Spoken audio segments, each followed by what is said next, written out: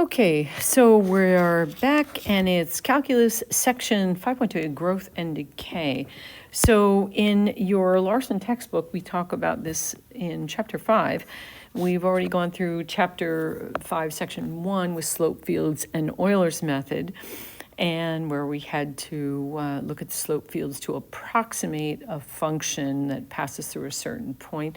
And then in 5.1, we also did Euler's method, where we approximated a function given an initial starting point and the derivative of the function y. So we had a dy dx with derivative. We were able to get somewhere with that to approximate it. And remember that if you change your delta x so that it's really small, that you can get a really good and accurate approximation. Okay, so we started this section. We want to use exponential functions to model growth and decay in applied problems. And in many applications, the rate of change of a variable is proportionate to the value of y. So in these problems, k represents the proportionality constant. A lot of times it's due to a material or a natural occurring element. And so there's a particular k value, constant of proportionality for growth or decay. So we want two general types of variation, and direct and indirect variation. If y is a function of time t, the proportions can be written like this. dy dt is equal to k times y. So if you remember in algebra that it was like this, y is equal to kx. And in indirect variation, we would have y is equal to k over x for indirect variation. So that means like when y goes up, dy dx goes up with direct variation, and indirect variation, when y goes up, then dy dt goes down. So let me move this out of the way here. Okay, so we have dy dx. So say we have dy dt. We have 1 over y. We're going to solve for y. So we're going to have 1 over y dy is equal to, then we have k dt. And if we separate, we do this separable differential equations, right? And then we integrate both sides. And you see on the left-hand side, we get ln of the absolute value. Ln of the absolute value of y is equal to kt plus c. And then if you want to, you can say, all right, well, this is e to both sides then, right? Which is going to give us on the left-hand side, for right now, it's going to give us the absolute value y. We're just going to use y, and you'll see why shortly, because we have a constant on the right-hand side that will give you the plus or minus. So we get this. We get e to the kt times e to the c. Now remember, we're reversing that exponent rule that says a to the m times a to the n is equal to a to the m plus n. So what I'm going to do here is I just reverse the process there. So you see you get what you have. But you notice that, I'm going to use a different color here, that e to the c is just another constant. We don't know what it is. And then we have this e to the kt. We'll put that right here. And so we get this nice, beautiful equation, y is equal to ce to the kt, right? So if we have a direct variation with dy dt varying directly with y, that's what we're going to get for an equation form. If, however, we have an indirect variation with our relationship with dy dt, if it's inversely, we call it proportionate with y, then you have this.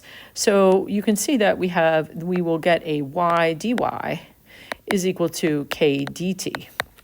And then so when you integrate both sides, then you're going to get y squared over 2.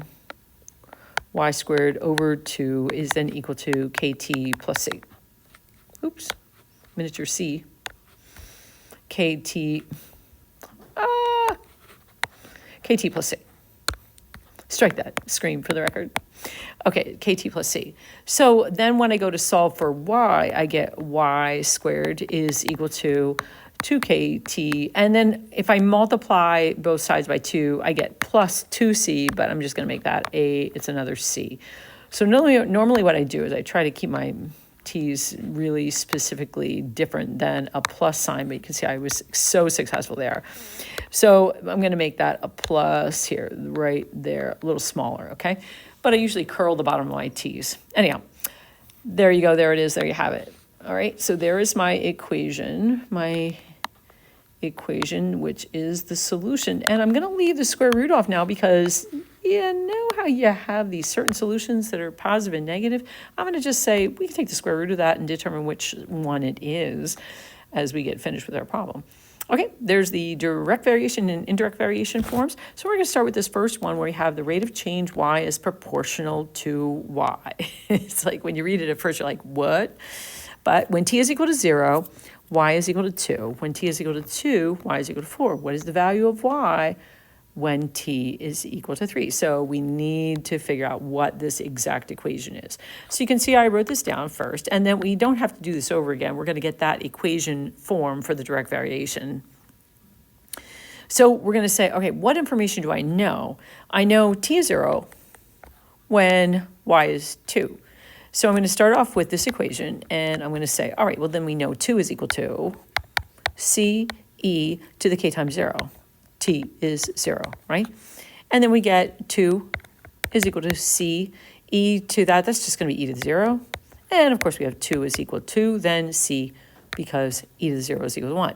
So we get c, and then we plug it back in to our equation, giving us this. We have y is equal to 2e to the kt.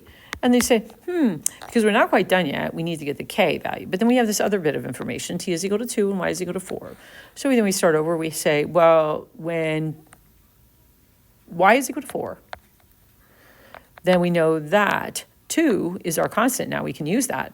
2e to the k times 2 will help us to solve for k, right? So we get 2 is equal to 2e to the, actually 2, oopsie, here, 2, divide both sides by 2, and you get 2 is equal to e to the 2k, e to the 2k. And then we're going to take the ln of both sides, and at this point, you guys know ln of 2, and if I take the ln of the right-hand side also, you know you're just going to get 2k, right?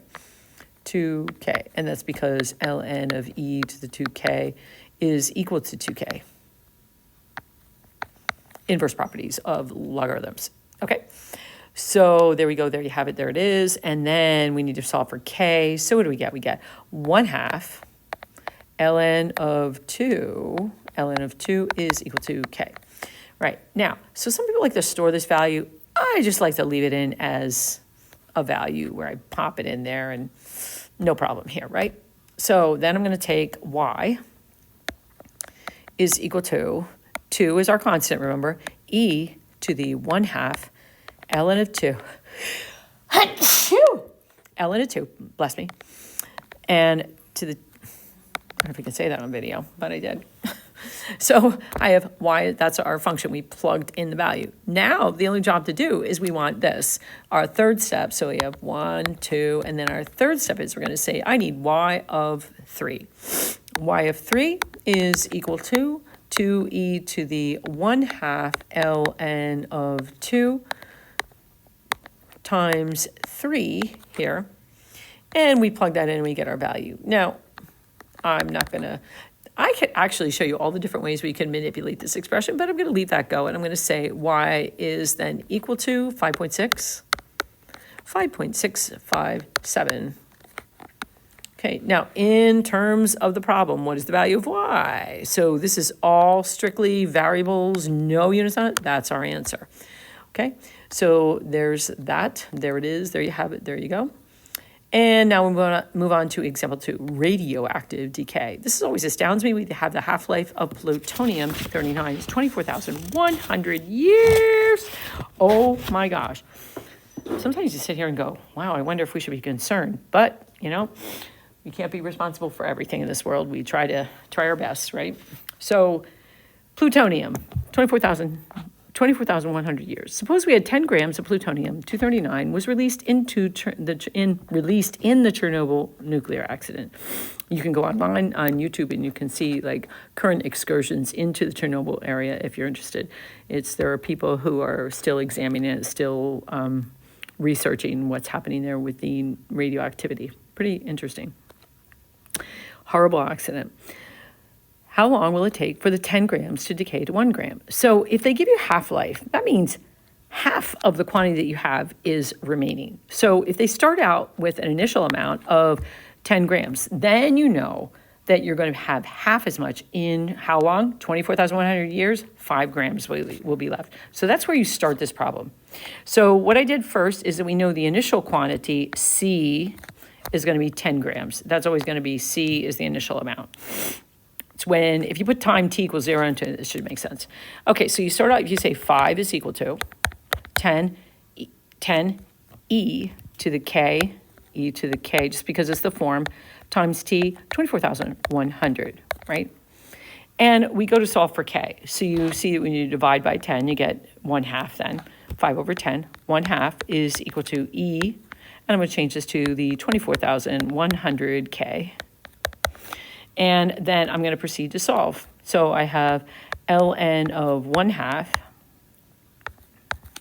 is equal to then 24,000. Remember, E, when we take the ln of E, yeah, I think I just turned my pen off.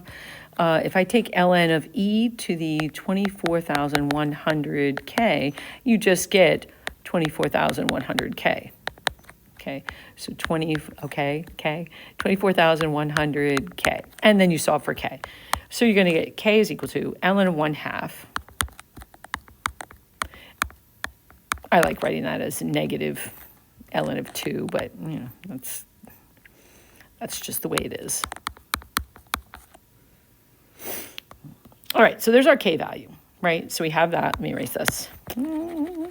So now we go to solve, right? So we want to know how long is it going to take for 10 grams to go to 1 gram? Now we know that it's going to take 12,000, right? Think about the time. How long? So it'll take to go to 5 grams, that's half as much time. So 12,050 years is what it's going to take to get down to 5, right? So what I need to, or I'm sorry, 24,100. So if I go to 2.5, then 24,100 divided by 2 will take it down to 2.5 then. We can keep going with that. So half of at 5 will be then 2.5 and so on. But we have our equation, y is equal to 10. Now we have the constant c, and then we have the constant k. So 10e to the ln of 1/2. Okay, we have ln of 1/2 over 24,000 t. Where am I? ln of 1/2 over 24,000 t, 24,100. Like so. Okay, so we have our K value. Okay, so now we're going to plug in, we're going to say how long does it take to get to 1 gram? So we're going to make that a 1, 10, e, and then we're going to solve for t. E to the ln of 1/2 and over 24,100 t. And so we get 1/10, I'm going to make that 0.1, is equal to e to the, I keep writing this, it's like getting tiring, right? ln of 1/2 over 24,100 t, like that.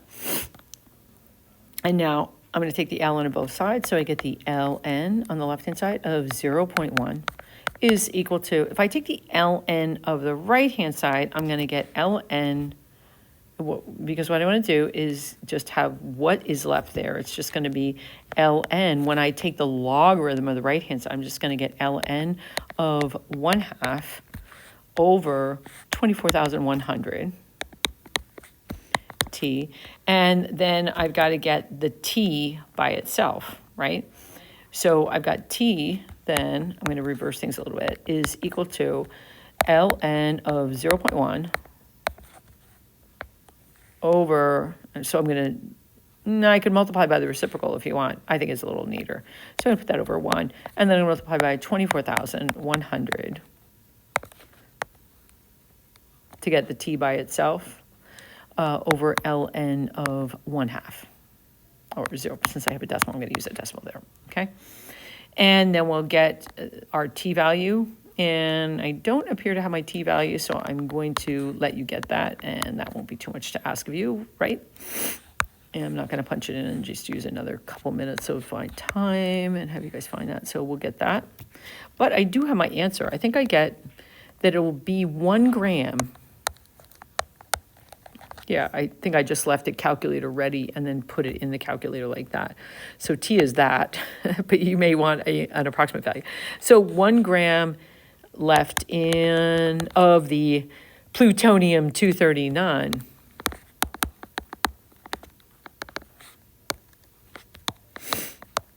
Should use my chemistry abbreviations. Plutonium-239 in 80,058.467 years. Right? Okay, and there you have that. Okay, I have 2 more problems left. I'm going to save that for the last video, and so I'll send this out to you guys. I know you'll be so happy. We'll get example 3 and 4 in there, and I'll see you when I see you. Alanator out.